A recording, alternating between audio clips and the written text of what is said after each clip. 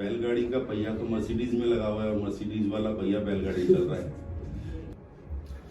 Hello everyone, welcome to class 24। तो guys, जैसा कि आप सभी को मालूम है कि हम लोग अपने चैनल के ऊपर बहुत बार ऐसे अपने जो एक्सपीरियंस लोग हैं जो कि आरएस की आपकी प्रिपरेशन के अंदर, आपकी जिंदगी के अंदर जो आपको बहुत हेल्प कर सकते हैं, उनका हम लोग इंटरव्यू कंडक्ट करते हैं। और आज इसी सीरीज के अंदर एक और बहुत अमेजिंग सेशन है जो कि आज होने वाला है, क्योंकि आज हमारे साथ है राजकुमार सर, जो कि अभी डिप्टी कमिश्नर है जीएसटी के अंदर। लेकिन उसके पीछे की अगर मैं बात करूं तो उनका बहुत अमेजिंग एक्सपीरियंस है जो कि रहा है फिलॉसफी के अंदर। इन्होंने एमए करी, उसके बाद में पीएचडी, नेट जीआरएफ, उसके अलावा कई सारी किताबें हैं जो कि इनके द्वारा लिखी गई हैं। और फिलॉसफी के अंदर, एथिक्स के अंदर बहुत सालों तक जो है वो बच्चों को पढ़ाया भी है। तो आज हम लोग ना सिर्फ आरएस की प्रिपरेशन के बारे में बात करेंगे, उससे भी थोड़ा ब्रॉडर चैप्टर है, यानी कि ब्रॉडर डिस्कशन है जो कि आज हम लोग सर के साथ में करने वाले हैं। वो करने वाले हैं कि कैसे आपको किस तरीके से एक स्टूडेंट को अपनी लाइफ के अंदर जो है अपना गोल भी सिलेक्ट करने चाहिए, कैसे अपनी लाइफ को एज ए ओवरऑल डेवलपमेंट जो कि करना चाहिए, और एग्जाम जो है वो कैसे क्रैक कर सकता है, प्रीलिम्स में हर चीज के बारे में हम लोग डिस्कशन है जो कि करने वाले हैं। तो सबसे पहले sir, thank you so much for joining us. तो सर, सबसे पहले कुछ सवाल है। बहुत सारे बच्चे हैं जो कि आरएस की प्रिपरेशन कर रहे हैं, और आपने देखा ही होगा कि फॉर्म्स गवर्नमेंट एग्जाम के अंदर बच्चों के, अगर मैं पिछले 10 साल का अगर मैं पैटर्न देखूं तो गवर्नमेंट एग्जाम के जितने भी हुए, ना सिर्फ आरएस हो, चाहे वो यूपीएससी के सिविल सर्विसेज हो या फिर किसी भी स्टेट के सर्विसेज हो, हर जगह पे हर कैंडिडेट के बहुत सारे एप्लीकेशन है जो कि बढ़ते जा रहे हैं।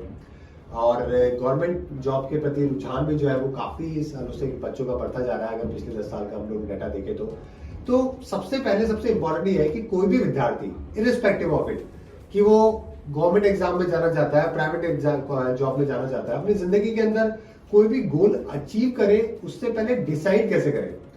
क्योंकि हर 11वीं 12वीं के जो बच्चे हैं, कॉलेज के अंदर जो विद्यार्थी है, पोस्ट ग्रेजुएशन के अंदर भी है, हम लोग सबसे बड़े प्रॉब्लम में यही रहते हैं कि हम लोग हमारी जिंदगी का गोल कैसे डिसाइड करें, क्या पैरामीटर है जो कि ऐसे होने चाहिए जिनको डिसाइड करके आप अपना गोल है जो कि किसी भी विद्यार्थी को डिसाइड करना चाहिए आपके साथ अकॉर्डिंगली, क्योंकि आप इतने सालों तक बच्चों को पढ़ाया आपने, और फिलॉसफी और सारे सब्जेक्ट्स आपके स्ट्रांग रहे, तो आपका क्या सर इसमें कहना होगा?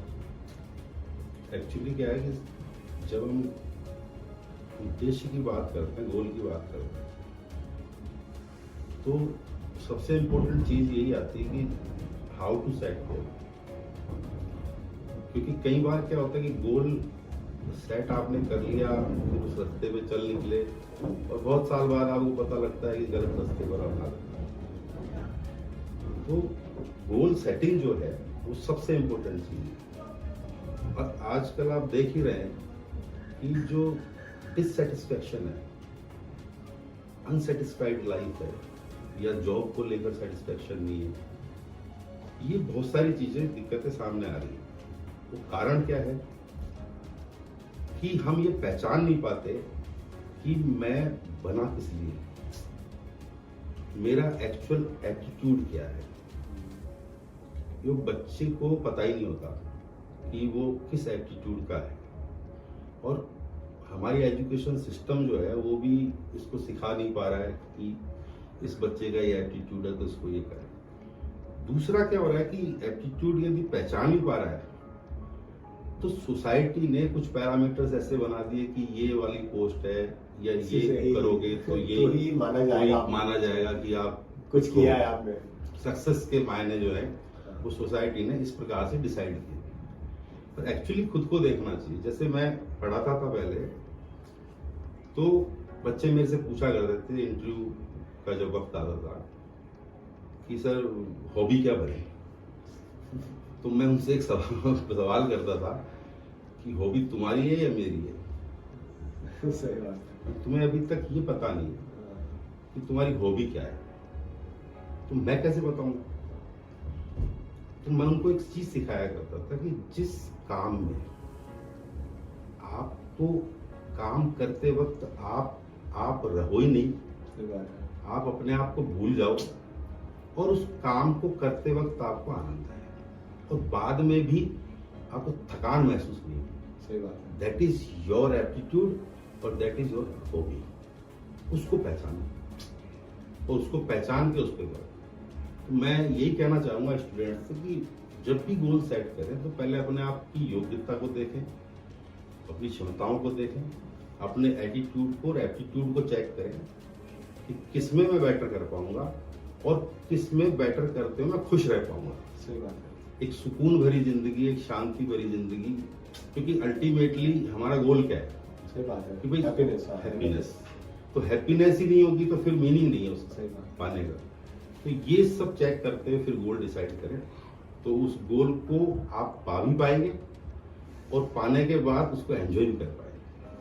और सर एक और प्रॉब्लम ये होती है कि इनिशियली ये तो क्या लाइफ जीने के बाद में बच्चा कई बार डिसाइड कर पाता है, जब वो जर्नी, जब लेट से किसी की जॉब लग गई है। जैसे बहुत सारे बच्चों का मेरे पास इंक्वायरी आती है, सर बैंक में 4 साल हो चुके हैं, 5 साल हो चुके हैं, लेकिन अब समझ नहीं आ रहा क्या करना है जिंदगी में।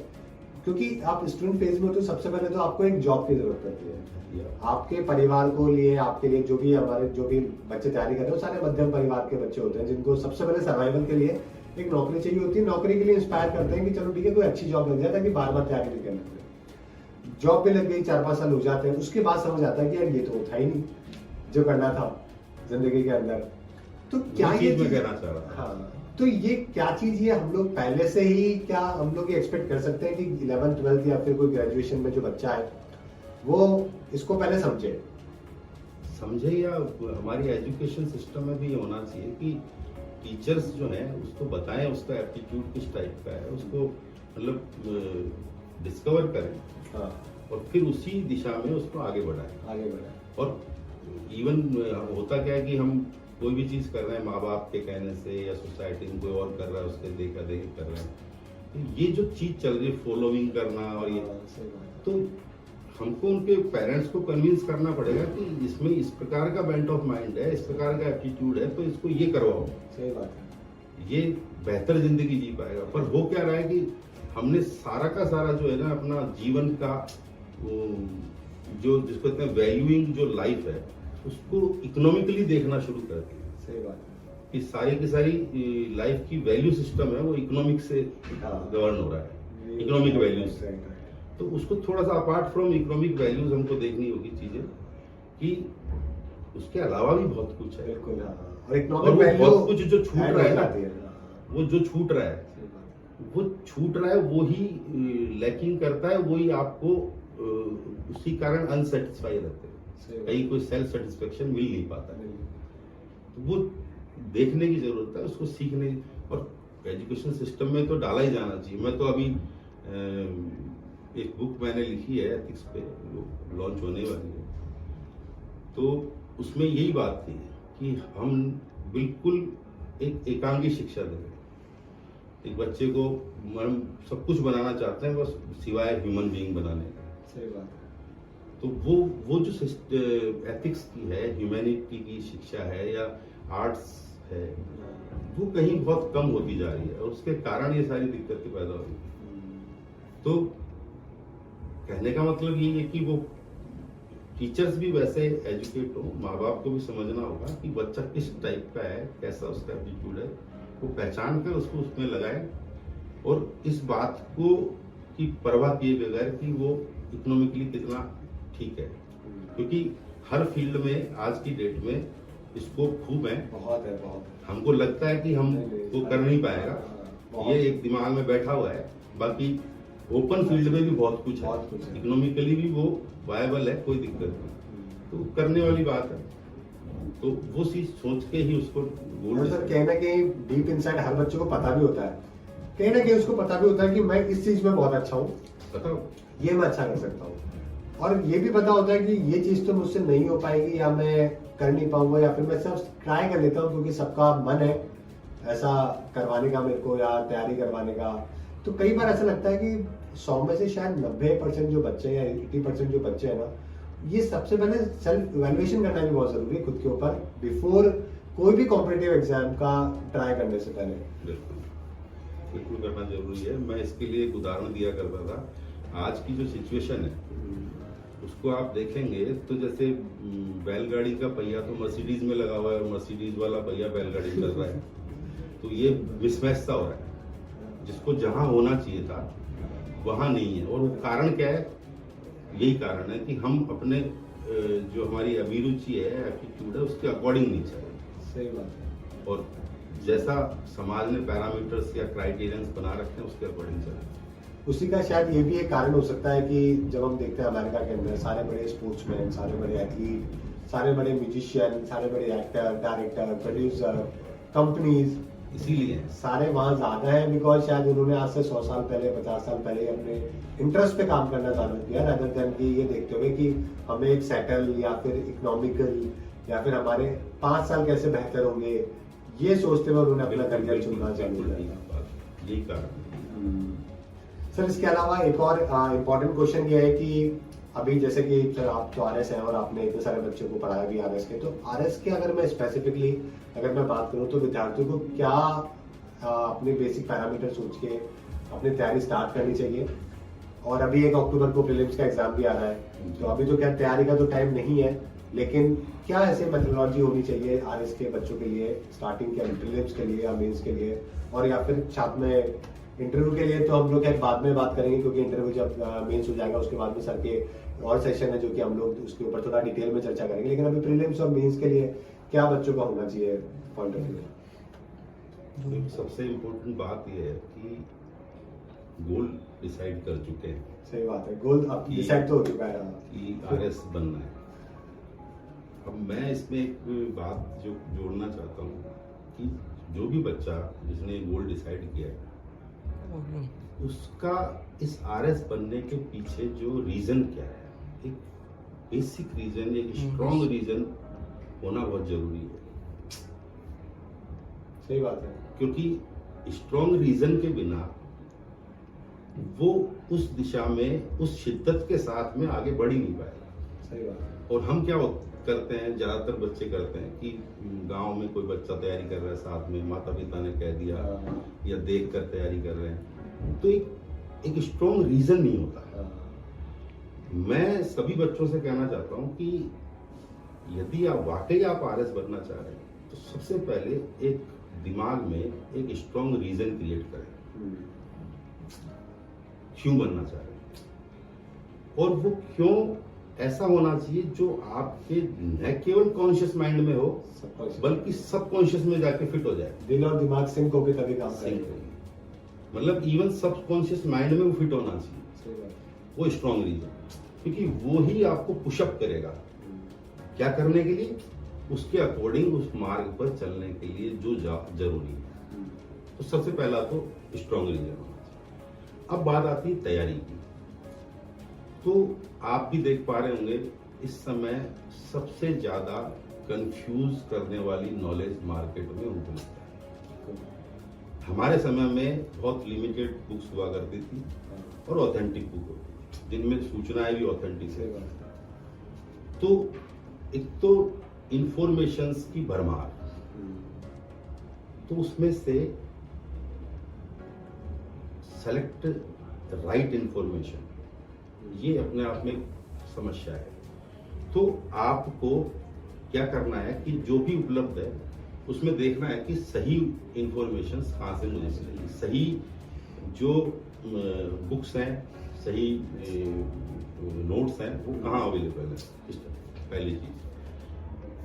दूसरी चीज कि जो पुराने सालों के पेपर्स हैं उन पुराने सालों के पेपर्स को सब्जेक्ट वाइज उनके क्वेश्चंस को अलग करना, क्वेश्चंस की प्रकृति को, उसके नेचर को देखना कि किस टाइप का क्वेश्चन पूछा जा रहा है और हर यूनिट का वेटेज क्या है। जो मान लीजिए इकोनॉमिक्स है तो उसमें कितने क्वेश्चन पूछे जा रहे हैं, ज्योग्राफी है तो उसमें कितने पूछे जा रहे हैं, तो उसका वेटेज, और फिर किस टाइप के क्वेश्चंस पूछे जा रहे हैं, दैट इज वेरी इंपॉर्टेंट। तो वो उसके अकॉर्डिंग तैयारी करें, ये देखते हुए कि इसका वेटेज इतना, इसका वेटेज इतना। अब इसके बाद बात आती है कि जैसे क्वेश्चन आप जो भी आपने तैयारी की उसका परफॉर्मेंस की बात आती है at the time of examination. वहां भी आपने बहुत सारा, जैसे आपके पास नॉलेज है पर घबराहट के कारण या किसी और कारण से वो ठीक नहीं हो पाता है, एक्सप्रेस नहीं हो पाता। प्री में दो बातें इंपॉर्टेंट, एक तो नॉलेज होना चाहिए आपके पास, और वो टाइमली एक्सप्रेस होना चाहिए, क्योंकि आपके पास ड्यूरेशन कितना है, सही बात है, एग्जाम कि जितना ड्यूरेशन आपको दिया गया उतने ही ड्यूरेशन का होना चाहिए। उसमें मैटर करती है कि आपके पास नॉलेज का बैकअप कितना है, राइट नॉलेज का। दूसरा, उसको टाइमली आपको करना है तो आपको क्या सोचना पड़ेगा, किस तरीके से करना पड़ेगा कि एक घबराहट नहीं। तो घबराहट में मैंने देखा बहुत सारे क्वेश्चंस गलत होते हैं, सही होने वाला भी गलत हो जाता है। बहुत सारे क्वेश्चंस गलत सही है। बात अब ये घबराहट क्यों होती है कि परिणाम की चिंता को लेके हम वहां जाते हैं है, सही बात है। कि भाई क्या होगा पता नहीं। बिल्कुल बिल्कुल। तो मैं स्टूडेंट से कहना चाहता हूं कि परिणाम के बारे में ना सोचें, इसके बारे में मतलब भगवत गीता से अच्छा उदाहरण सही कोई बात। है ही नहीं, जिसमें कहा गया कर्मण्येवाधिकारस्ते मा फलेषु कदाचन, कि कर्म पर तेरा अधिकार, फल पर नहीं। और योग कर्मसु कौशलम, कि कर्मों में कुशलता ही योग है। अब कर्मों में कुशलता के क्या मायने हैं कि आप उस कर्म को बेटर तरीके से कर पाए और आपके हाथ में कर्म है। इस बात को ये ना समझे कि कर्म का फल नहीं मिलेगा, कर्म का फल तो मिलेगा। गीता खाली ये कहना चाहिए बार बार उसकी चिंता मत करो, क्योंकि जैसा आप कर्म करोगे उसी के अकॉर्डिंग फल मिलेगा। न्यूटन का गति का नियम क्या कहता है, सेकंड लॉ ऑफ न्यूटन जो है कि भाई आपने कोई चीज फेंका के मारी तो उतनी गति से वो वापस आएगी। तो आपने निशाना लगाया कहीं पे तो बेटर तरीके से लगेगा, तो कब लगेगा जब वो कुशल तरीके से आपने उसकी प्रैक्टिस की है या उसको लगाने की कोशिश की, तभी लगेगा। तो आपका फोकस किस पे होना चाहिए, केवल कर्म पे, कि मैं इस पेपर को बेटर या बेस्ट कैसे करके आऊं, 100% देगा। 100%। तो एग्जाम हॉल में जब घुसे तो ये सोच के घुसे कि मुझे बेस्ट करके आना, अपना बेस्ट देके आना है। बाकी परिणाम क्या आएगा उसकी चिंता नहीं करें, तो वो घबराहट नहीं होगी। और घबराहट के साथ देंगे नेचुरली क्वेश्चन गलत होते हैं। कारण क्या होता है कि आपका जो कॉन्शियस माइंड या सबकॉन्शियस माइंड है, जहाँ बैकअप रहता है आपके क्वेश्चंस का, वहां वो काम करना बंद कर देता है। जैसे कोई भी संवेग ऐसा उठता है, क्रोध में दिमाग काम करना बंद कर देता है, ऐसे घबराहट में दिमाग काम करना बंद कर देता है। तो वो चीज नहीं है, तो दिमाग से निकाल दें कि हमें कुछ मिलना है, परिणाम की चिंता करनी, तभी वो चीज ठीक हो पाएगी।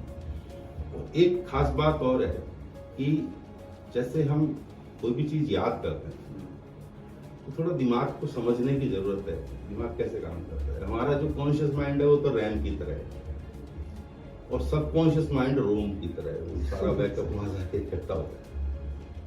तो आपने यदि कोई चीज पढ़ी है, कभी भी पढ़ी है, तो वो आपके कॉन्शियस माइंड को भले ही याद ना हो, सबकॉन्शियस को याद होती है। हाँ, तो फर्स्ट इंस्टांस में कोई उत्तर आ रहा है आपके दिमाग में और सेकंड इंस्टांस में आप क्या कर रहे हैं, कंफ्यूज हो रहे हैं, तो एक बार उसको फर्स्ट में आए हुए को टिक कर लेंगे, निशान लगा लें कि ये यदि इस पे मैं कंफ्यूज हूं और मुझे चारों में से कोई एक करना है तो मैं इसको करके जाऊंगा लास्ट में। दूसरा, जैसे आप जब पेपर पढ़ते हैं बहुत सारे क्वेश्चन ऐसे होते हैं जिसका उत्तर आपको एक बार में नहीं आता, तो उनको छोड़ दे चले। जो एक बार में आ रहा है उनको करते चले, उनको पहले कर लें, उसके बाद में first round, second round, third round, 3 round इस राउंड में चले। सही बात। और सबसे इम्पोर्टेंट, पहले बार में यदि आपके दिमाग में कोई उत्तर क्लिक किया है तो बिना सोचे समझे दिमाग लगाए उस पर क्लिक कर दें, क्योंकि वो आपके सबकॉन्शियस से निकल गया है।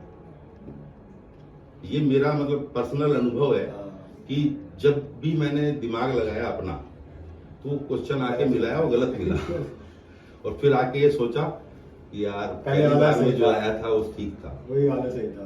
तो ये पैटर्न आरएस में मतलब पी में आप कर सकते हैं।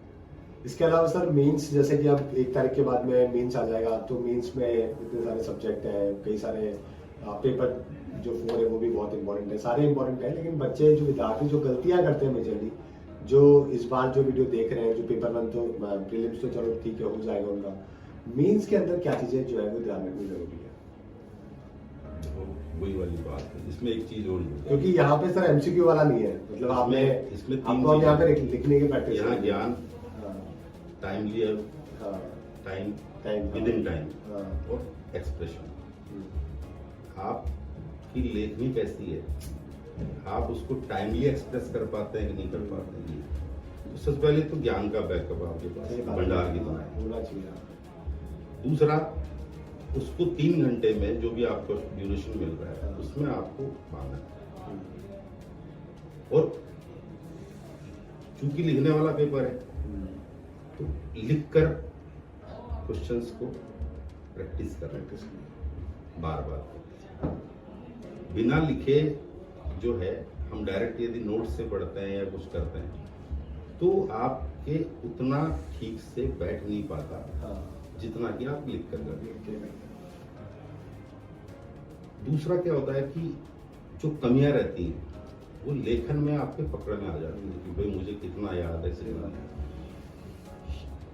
भाषा आप कैसी यूज कर रहे हैं बहुत इंपॉर्टेंट होती है। शब्दों का चयन, वाक्य विन्यास किस प्रकार का है वो। और एक इम्पोर्टेंट बात जो है, जो कोई भी क्वेश्चन हम अटेम्प्ट कर रहे हैं उससे पहले कुछ देर रुक के उसका फ्रेम बनाए कि मुझे पहले क्या क्या लिखना है, क्या बॉडी क्या रहेगी, इसका कंक्लूजन क्या रहेगा इसका। पूरा फ्रेमवर्क तैयार कर लें, फिर उसके बाद लिखना शुरू करें। हम्म, कई बार क्या होता है कि आप जैसे लिख देते हो सही बात और है। बाद में पता लगता है कि यार ये बात मुझे पहले पहले लिखनी थी, ये लिखनी बात मुझे बाद में लिखनी थी, इसमें ये पॉइंट डालना था, वो छूट गया। छूट गया। वो नहीं होना चाहिए। तो पहले फ्रेमवर्क बना लो हर क्वेश्चन का और फिर उसको देन राइट। इस प्रकार की स्ट्रेटेजी होनी चाहिए। सर इसके अलावा सभी बच्चों के लिए एक और इम्पोर्टेंट बात यह है कि सर ने अभी रिसेंटली जो है, पहले तो बहुत सारी किताबें हैं जो कि सर की लिखी हुई है, और अभी एक और नई जो है किताब है जो कि एथिक्स के लिए सर ने स्पेशली जो है वो लिखी है। तो सर उसके बारे में थोड़ा बताइए, कब वो पब्लिश होगी, बच्चों को कब मिलेगी, और उस किताब को लिखने में मतलब काफ़ी अच्छी किताब है। मैंने खैर अभी पढ़ी तो नहीं है, लेकिन जिस तरीके से सर ने बताया, और क्या क्या विचार था सर कितने साल बाद में, लास्ट इससे पहले आपने किताब कब लिखी थी? देखो ठीक बात तो ये है कि मैं नौकरी करते हुए मुझे 17 साल हो गए। अच्छा। और 17 साल बाद यूं लगा जिंदगी में कुछ अधूरापन सा, क्योंकि 97 से लेके सन 2012 तक मैंने RS कॉलेज में पढ़ाया। फिलोसफी जो है यूं छूट सा गया तब 2012 के बाद, तो एक नीरसता सी जिंदगी में महसूस होने लगी। तो लगा कि कुछ छूट रहा है, कुछ टूट रहा है, तो उसको भरने के लिए वापस से अध्यापन लेखन का जो काम है वो शुरू किया जाए। वो RS में चूंकि सिलेबस में सेकंड पेपर में ये यूनिट है एडमिनिस्ट्रेटिव एथिक्स, उस पर मैंने काम शुरू किया और एक किताब लिख दी है और वो प्रिंटिंग में है अभी। 10 एक दिन में 10 एक दिन में आ जाएगी, अवेलेबल अवेलेबल हो जाएगी। और मैं सभी से ये कहना चाहूँगा कि अभी तक हो सकता है बहुत सारे लोगों ने मेंस पहले भी दिया हो, एथिक्स पढ़ी भी होगी। तो इतना विश्वास है कि इस किताब को आप पढ़ेंगे तो एक अलग ही प्रकार का नैतिक दृष्टिकोण, एक नैतिक समझ, एक नैतिक मन विकसित होगा। वो बहुत बड़ी बात है और बहुत अच्छी बात है, क्योंकि आप नोट्स पढ़ के हो सकता है कि एग्जाम में आप 7-8% का जो वेटेज है उसमें से 3-4% आप स्कोर कर लें, लेकिन इम्पोर्टेंट ये है कि क्या अपनी जिंदगी में और क्या आपके दिमाग में वो चीज़ आप जिंदगी भर आगे फॉलो कर पाते हो। और जब आप कोई भी बुक पढ़ के जब वो इनकलकेट हो जाती है अंदर, तो आंसर तो आपके यहाँ निकलते हैं, लेकिन जो जिंदगी में जो बदलाव आता है वो बहुत नॉलेज ही देखो। एक्चुअल में भाई सरकार ने एक एग्जाम राजस्थान लोक सेवा आयोग प्रशासनिक अधिकारियों की भर्ती करना। सही बात। प्रशासनिक अधिकारी कैसा होना चाहिए? आज जो है परिवेश, राजनीतिक, सामाजिक, आर्थिक सारा बदल गया। सही बात है। और बहुत तेजी से बहुत बदल तेजी रहा है। से इसमें हमें ऐसे एडमिनिस्ट्रेटर या कहें पब्लिक सर्वेंट चाहिए जिनमें गवर्नमेंट ये डिमांड कर रही है कि उसके अंदर इम्पार्शलिटी हो, न्यूट्रलिटी हो, उसके अंदर सेंसिटिविटी हो, रेस्पॉन्सिवनेस हो, ऑनेस्टी हो, तो बहुत सारे फंडामेंटल वैल्यूज चाहिए। तो इस सिलेबस को चेंज करना 2012 में और उसके अंदर एथिक्स डालना। तो एथिक्स केवल इसलिए नहीं डाला गया है कि आप उसको पढ़ लें, एग्जाम में प्रश्न पूछा जाए उसको लिख दें और आप पास हो जाएं। सही बात है। उसको इसलिए डाला गया है, जो उद्देश्य है कि आप जब उसको पढ़ें तो आप में एक ऐसी मॉरल एप्टीट्यूड या मॉरल एटीट्यूड बनना चाहिए, उसमें बदलाव आना चाहिए, एक मॉरल अंडरस्टैंडिंग डेवलप होनी चाहिए जो आवश्यकता है एक प्रशासक के लिए। बिल्कुल। क्यों? आज सिचुएशन क्या है, बहुत सारा आप देख पा रहे होंगे कि न्यूज मतलब बिजली की गति से तेज पहुंचती है लोगों के पास। तो कोई भी घटनाक्रम होता है या सरकार का कोई निर्णय होता है या क्रियान्वयन में कोई समस्या होती है तो तुरंत पहुंचता है और तुरंत धरना प्रदर्शन ये वो सब शुरू हो जाता है। तो आज प्रशासक जो है वो ऐसा नहीं कि केवल ऑफिस में बैठ के सब हैंडल बहुत चैलेंजेस जो आज के टाइम पे बहुत सारे चैलेंजेस, तो उन चैलेंजेस को डील करने के लिए एक इमोशनल इंटेलिजेंस वाला आदमी चाहिए है, उसके अंदर कंपैशन भी हो और फिर आप पे एलिगेशन लग सकते हैं तो आप इम्पार्शियल भी होने चाहिए, न्यूट्रल भी होने चाहिए, तो बहुत सारी चीजें। तो ये सिखाने के लिए और ये डेवलप करने के लिए सिलेबस में रखा गया है। तो वो केवल ये उद्देश्य ना रखें कि मुझे पढ़ के इसको पास करना है एग्जाम को, बल्कि कुछ चेंज भी आना चाहिए व्यक्तित्व में, व्यवहार में, उसके एटीट्यूड में भी चेंज आना चाहिए और वो ही जरूरी भी है। एक चीज कहना चाहता हूँ कि भाई आपको सरकार जो है ये पद क्यों दे रही है? यदि मान लीजिए आपके बारे में पहले से पता हो कि ये मॉरल बिहेवियर करेगा ही, तो क्या सरकार आपको दे देगी वो पद? नहीं देगी। इस अपेक्षा के साथ आपको ये पद दिया जा रहा है कि ये व्यक्ति जिससे हम इस प्रकार की अपेक्षाएं कर रहे हैं इन अपेक्षाओं पे खरा उतरेगा और ये अपने जो भी इनको हम ड्यूटीज देंगे या जो इसकी रेस्पॉन्सिबिलिटीज है पद के साथ जुड़ी हुई उनका निर्वहन ये ठीक से करेगा। सोच के ही तो इसीलिए आपकी सरकार के प्रति, और चूंकि सरकार किसके द्वारा चुनी जाती है? जनता के द्वारा, इसलिए इनडायरेक्टली पब्लिक के प्रति अकाउंटेबिलिटी रेस्पॉन्सिबिलिटी है। तो ये बेंट ऑफ माइंड लेके, ये फ्रेमवर्क लेके आप चलेंगे तो ही आप सक्सेस भी हो पाएंगे वहां, अन्यथा परेशानी में रहेंगे। तो ये आज सरकार ये चाह रही है इस प्रकार के लोग से आए और वो ही लीडर बनते हैं और वही लीडरशिप कर पाते हैं वहां पे।